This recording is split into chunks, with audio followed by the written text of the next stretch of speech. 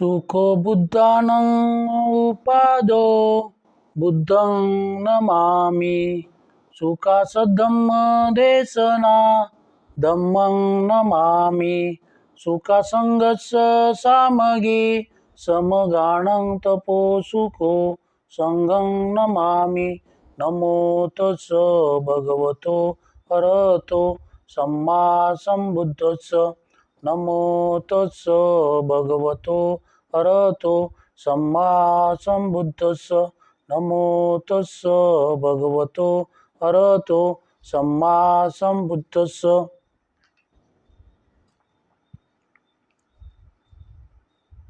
नमो बुद्धाय। जय भीम। न हि वैरेण वैराणि समन्तिद कुदाचनं अवैरेण च सम्मति एष धम्मो सनातनो। वैर से कभी शांत नहीं होता, अवैर से ही वैर शांत होता है। यही संसार का सनातन नियम है। आज हम भगवान बुद्ध और उनका धम्म इस ग्रंथ का खंड 3 बुद्ध ने क्या सिखाया, इसमें 5वां भाग सद्धम्म क्या है।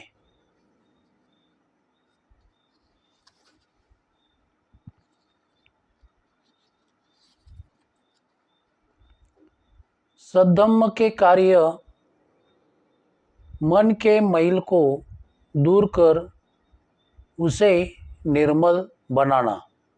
एक समय जब भगवान बुद्ध श्रावस्ती में विहार कर रहे थे तो कौशल नरेश प्रसन्नजीत वहाँ आया, जहाँ तथागत ठहरे हुए थे, और अपने रथ से उतर अत्यंत श्रद्धापूर्वक से तथागत के समीप बैठा।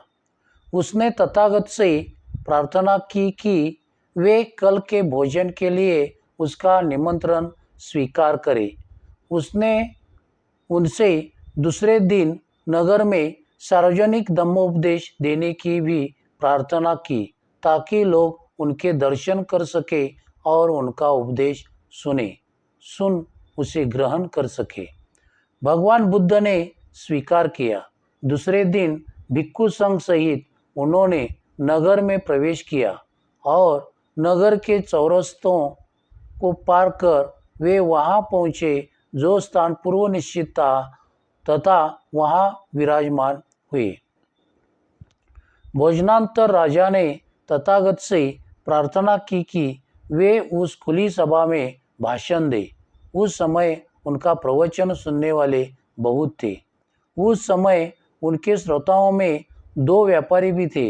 एक ने सोचा, महाराज ने यह कितनी बड़ी बुद्धिमानी की बात की है कि इस प्रकार का सार्वजनिक धर्मोपदेश करवाया है। ये उपदेश कितने व्यापक है और ये उपदेश कितने गहरे हैं। दूसरे ने सोचा, महाराज ने यह क्या मूर्खता की है कि इस प्रकार इस आदमी से यहाँ उपदेश दिलवा रहे हैं। जैसे कोई बछड़ा अपनी माँ के पीछे पीछे चलता है, उस गाड़ी से बंधा हुआ, जैसे वह खींचता ही खींचती है, उसी प्रकार यह बुद्ध राजा से बंधा हुआ है। यह बुद्ध राजा से बंधा हुआ है। दोनों व्यापारी नगर से विदा हो एक सराय में पहुंचे, जहां दोनों एक साथ ठहरे। सुरापान करते समय जो भला व्यापारी था, उसे चातुर्माराजिक देवताओं ने संयत रखा और उसकी रक्षा की। दूसरी को किसी दुष्ट व्यक्ति ने पीते रहने की प्रेरणा दी, जब तक वह नशे और नींद में बेहोश नहीं हो गया। वह सराय के पास ही सड़क पर पड़ा था। प्रातःकाल जब व्यापारियों की गाड़ियां वहां से विदा होने लगी, तो गाड़ी वालों ने सड़क के पीछे पड़े उसे नहीं देखा। वह गाड़ी के पहियों के नीचे आकर मर गया। दूसरा व्यापारी एक दूर देश में आ पहुंचा। वहाँ वह एक पवित्र घोड़े के घुटने टेकने के परिणाम स्वरूप उस देश का राजा चुन लिया गया और वह सिंहासन पर विराजमान हुआ। इसके बाद इन घटनाओं की विचित्रता पर विचार करके वह अपने देश लौट आया। अब उसने भगवान बुद्ध को निमंत्रित किया कि वे जनता को उपदेश दे। इस अवसर पर तथागत ने उस दुष्ट हृदय व्यापारी का मृत्यु का कारण बताया और दूसरे बुद्धिमान व्यापारी के ऐश्वर्यशाली बनने को भी। इसके बाद तथागत ने यह भी कहा, मन ही सबका मूल है, मन ही मालिक है, मन ही कारण है। यदि आदमी का मन दुष्ट होता है तो वह दुष्ट वाणी बोलता है और दुष्ट कार्य भी करता है। तब दुख उस आदमी के पीछे पीछे ऐसे ही हो लेता है जैसे गाड़ी के पहिए खींचने वाले बैल के गांव पांव के पीछे पीछे। मन ही सबका मूल है, मन ही शासन करता है, मन ही योजना बनाता है। यदि आदमी का मन शुद्ध होता है तो वह शुद्ध वाणी बोलता है और अच्छे अच्छे कार्य करता है। तब सुख आदमी के पीछे पीछे ऐसे ही हो लेता है जैसे कभी साथ न छोड़ने वाली छाया वस्तु या व्यक्ति के साथ साथ। वह यह सुनने पर राजा और उनके मुनि तथा अन्य अनगणित लोगों ने धम्म दीक्षा ग्रहण की और वे तथागत के शिष्य हुए। संसार को धम्म राज्य बनाना। धम्म का प्रयोजन क्या है? भिन्न भिन्न धर्मों ने इस प्रश्न के भिन्न भिन्न उत्तर दिए हैं। आदमी को ईश्वर प्राप्ति के मार्ग पर लगाना और उसे अपने आत्मा के मोक्ष का महत्व समझाना, यह एक सामान्य उत्तर है। बहुत से धर्म 3 राज्यों की बात करते हैं। एक स्वर्ग का राज्य कहलाता है, दूसरा पृथ्वी का राज्य कहलाता है और तीसरा नरक का राज्य कहता है। कहा जाता है कि स्वर्ग के राज्य पर ईश्वर का शासन है, नरक के राज्य पर शैतान का एकाधिकार माना जाता है और पृथ्वी के राज्य के बारे में झगड़ा है। इस पर शैतान का अधिकार नहीं है। साथ साथ इसे ईश्वर के राज्य के अंतर्गत भी नहीं माना जा सकता। आशा की जाती है कि शायद किसी दिन हो जाए।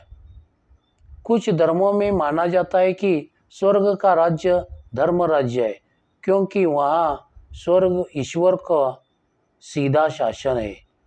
कुछ दूसरे धर्मों में स्वर्ग का राज्य पृथ्वी पर नहीं है, यह केवल स्वर्ग का ही दूसरा नाम है। जो कोई ईश्वर और उसके पैगंबर पर ईमान लाता है वही वहाँ पहुँच सकता है। जब पहुँचने वाले ये स्वर्ग पहुँचते हैं तो जीवन के जितने भी भोग विलास के साधन है वे सब उन्हें वहाँ प्राप्त हो जाते हैं। सभी धर्मों का यही उपदेश है कि आदमी के जीवन का उद्देश्य इस स्वर्ग के राज्य को प्राप्त करना और कैसे प्राप्त करना यही होना चाहिए। धम्म का उद्देश्य क्या है? इस प्रश्न का बुद्ध ने सर्वथा भिन्न उत्तर दिया। भगवान बुद्ध ने लोगों को यह नहीं कहा कि उनके जीवन का उद्देश्य किसी काल्पनिक स्वर्ग की प्राप्ति करना चाहिए। उनका कहना था कि धम्म का राज्य इस पृथ्वी पर है और वह धम्म पथ पर चलकर ही वास्तव में प्राप्त किया जा सकता है। उन्होंने लोगों से कहा कि यदि तुम अपने सुख का अंत करना चाहते हो तो हर किसी को दूसरे के साथ न्याय संगत धम्म संगत व्यवहार करना होगा, तभी यह पृथ्वी धम्म का राज्य बन सकेगी। अन्य सब धर्मों की अपेक्षा तथागत बुद्ध के धम्म की यही अपनी विशेषता है। तथागत के धम्म में पंचशील पर जोर दिया गया है, अष्टांगिक मार्ग पर जोर दिया गया है और पारमिताओं पर जोर दिया गया है। भगवान बुद्ध ने इन सबको इन धम्म का आधार क्यों बनाया? क्योंकि ये एक ऐसी जीवन विधि है कि केवल यह ही आदमी को सदाचारी बना सकते हैं। आदमी के प्रति जो अनुचित व्यवहार करता है उसी में से आदमी का सारा दुख पैदा हुआ है। आदमी के प्रति जो अनुचित व्यवहार है उसका नाश केवल धम्म ही कर सकता है और उसे उत्पन्न दुख का भी। इसलिए भगवान बुद्ध ने कहा कि धम्म का काम केवल उपदेश देना नहीं है, बल्कि जैसे भी हो आदमी के मन में यह बात जगाना है कि सर्वोपरि आवश्यकता सदाचारी बनने की है। लोगों में सदाचार की भावना भरने के लिए धम्म के लिए आवश्यक है कि वह कुछ दूसरे कार्य भी करे। धम्म को यह शिक्षा देनी होगी कि आदमी जान सके कि कुशल कर्म शुभ कर्म कौन सा होता है और वह उस कुशल कर्म को कर सके। धम्म को यह भी शिक्षा देनी होगी कि आदमी जान सके कि अकुशल क्या है और जो अकुशल है उसे वह बच सके। धम्म के इन दो कामों के अतिरिक्त भगवान बुद्ध ने धम्म के दूसरे भी काम बताए और जिन्हें वे बहुत महत्वपूर्ण समझते हैं। पहला है आदमी के स्वभाव और उसकी प्रवृत्तियों को प्रशिक्षण। यह प्रार्थना करने से भिन्न प्रक्रिया है। यह व्रत आदि रखने से भिन्न प्रक्रिया है। यज्ञ यश बलि से भिन्न प्रक्रिया है। देवोदय सूत्र में जैन धर्म की चर्चा करते हुए भगवान बुद्ध ने यह बात स्पष्ट किया है। जैन धर्म के संस्थापक माने जाने वाले तीर्थंकर महावीर का कहना था कि व्यक्ति जो कुछ भी दुख या सुख अनुभव करता है यह सब उसके पूर्व जन्म के कर्मों का परिणाम होता है। ऐसा होने पर पूर्व जन्म के दुष्कर्मों के निर्जरा हो जाने से और नए दुष्कर्म न करने से भविष्य के लिए कुछ संग्रह नहीं होता। जब भविष्य के लिए कुछ संग्रह नहीं होता तो दुष्कर्मों का क्षय हो जाता है। जब दुष्कर्मों का क्षय हो जाता है तो दुख का क्षय हो जाता है। जब दुख का क्षय हो जाता है तो सुख दुख का अनुभव करने की शक्ति का क्षय हो जाता है। जब वेदना का विनाश हो जाता है तो सारे दुख का मूलोच्छेद हो जाता है। यही निगन्नटनाथ की शिक्षा जैन धर्म की थी।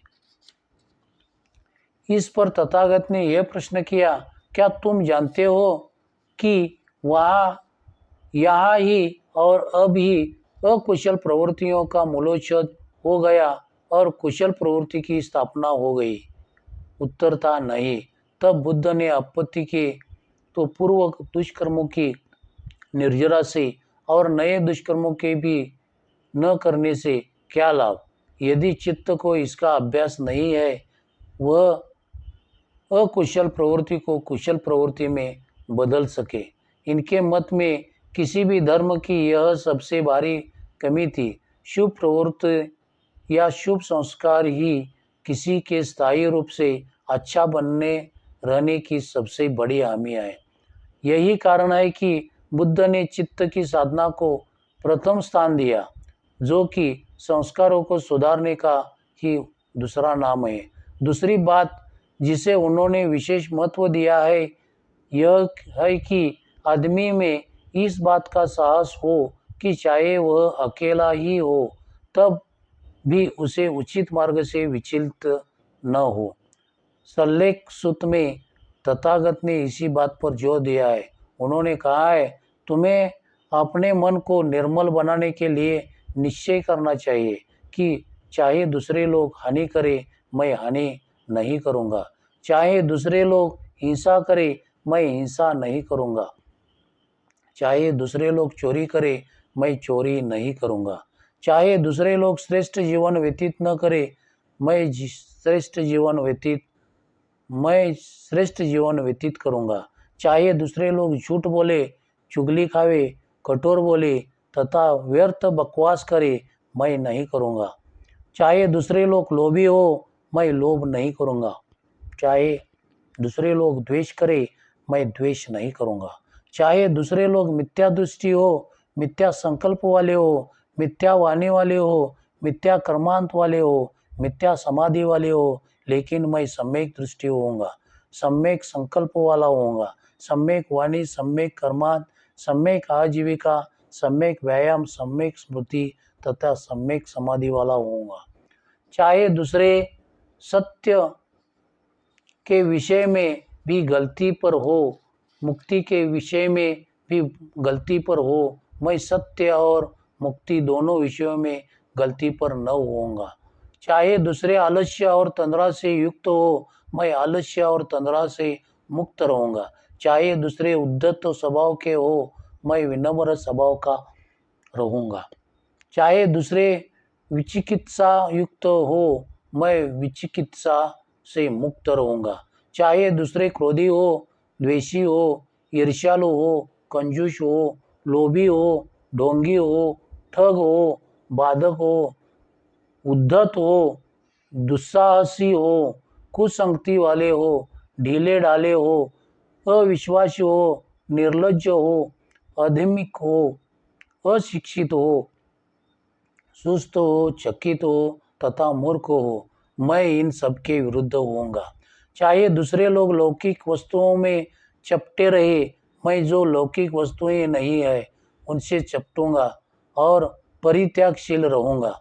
हे चुंद, वाणी और कर्म का तो कहना है कि क्या, विज्ञान भी चेतना से प्रभावित होता है।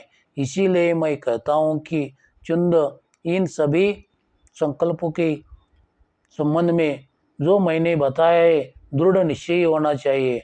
भगवान बुद्ध के अनुसार यही धम्म का उद्देश्य है। नमो बुद्धाय। जय भीम।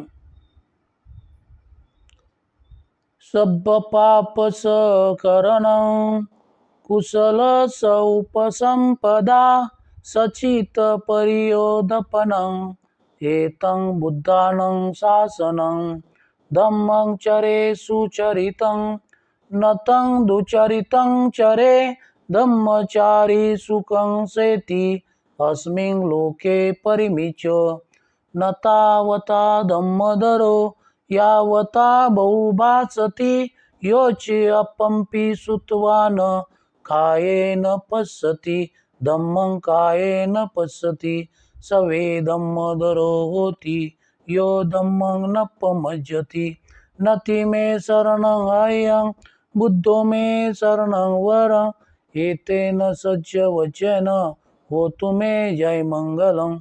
नति मे शरणं अयं धम्मो मे शरणं वरं एतेन सज्ज वचन होतु मे जय मंगलम्।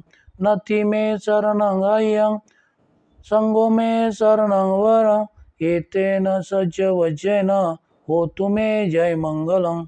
नमो बुद्धाय, नमो धम्माय, नमो संघाय, साधु साधु साधु। नमो बुद्धाय। जय भीम।